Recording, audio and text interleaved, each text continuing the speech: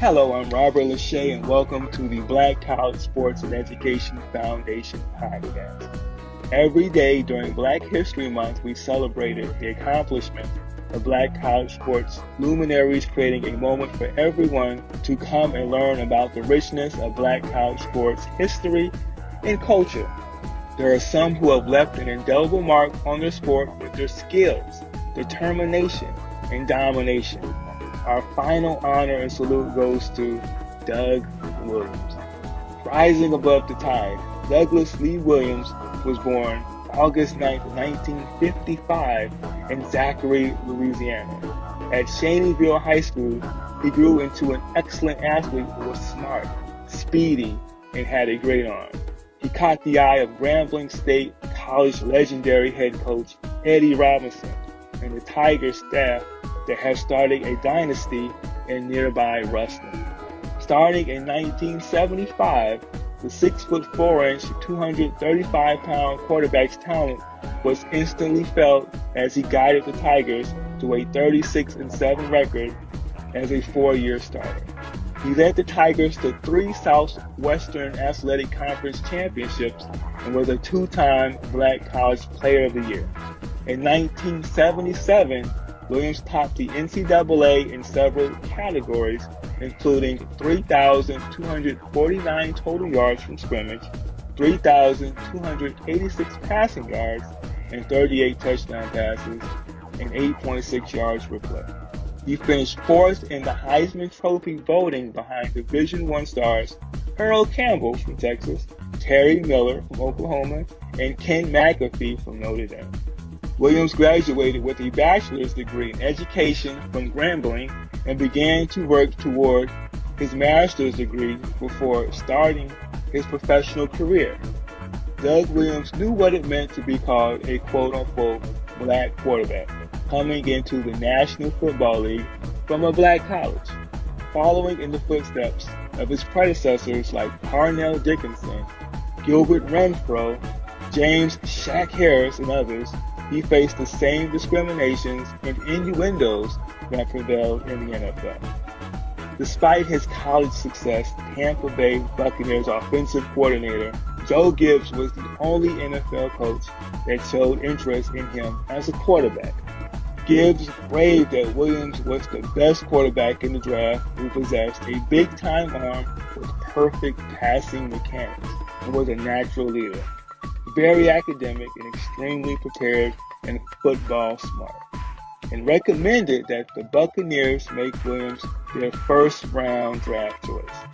Tampa Bay drafted Williams in the first round, 17th overall of the 1978 NFL draft, and he became the first African-American quarterback taken in the first round of an NFL draft.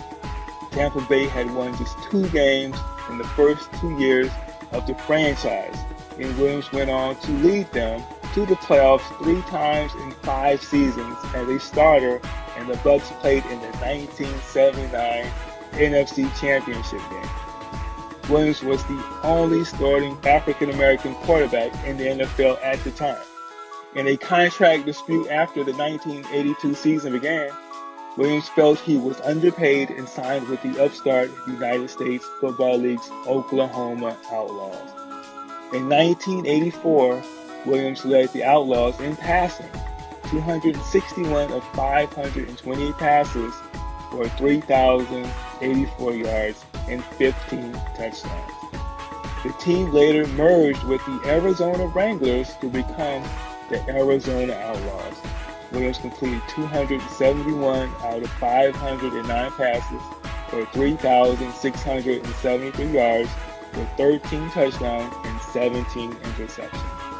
After the USFL was shut down in 1986, Williams returned to the NFL, signing with the Washington Redskins, who was now coached by his former offensive coordinator, Joe Gibbs. Williams served as the backup for starting quarterback Jay Schrader, but after Schrader became injured, Williams stepped and led the Redskins to 3 victories. When the Redskins qualified for the playoffs in 1987, Williams, with his 94.0 passer rating, was chosen as the starter. He led the team to Super Bowl 22, in which they routed the Denver Broncos, becoming the first black quarterback to play in a Super Bowl in a dramatic Hollywood fashion.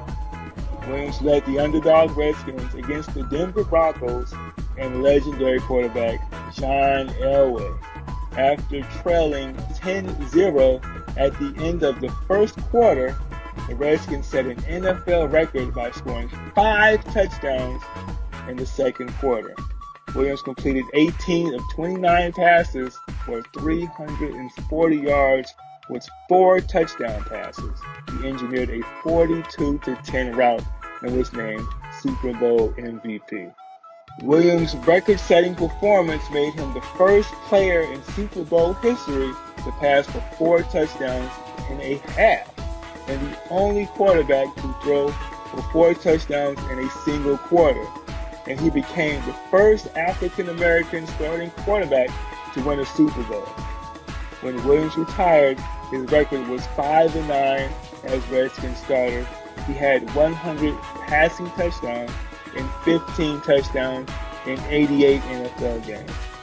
He took up coaching in high school, which led him to Morehouse College in 1997 and back to his alma mater, Grambling State, in 1998. He succeeded his mentor, legendary Eddie Robinson, and led the Tigers to 3 consecutive Southwestern Athletic Conference titles from 2000 to 2002, before leaving to rejoin the Tampa Bay Buccaneers as a personnel executive.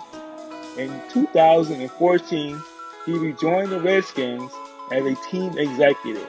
In 2009, Doug and James Shaq Harris founded the Black College Football Hall of Fame in Atlanta, Georgia, to preserve the history and honor the greatest football players, coaches, and contributors from historically black colleges and universities. There have been 64 inductees since its inception. Help keep the legends alive.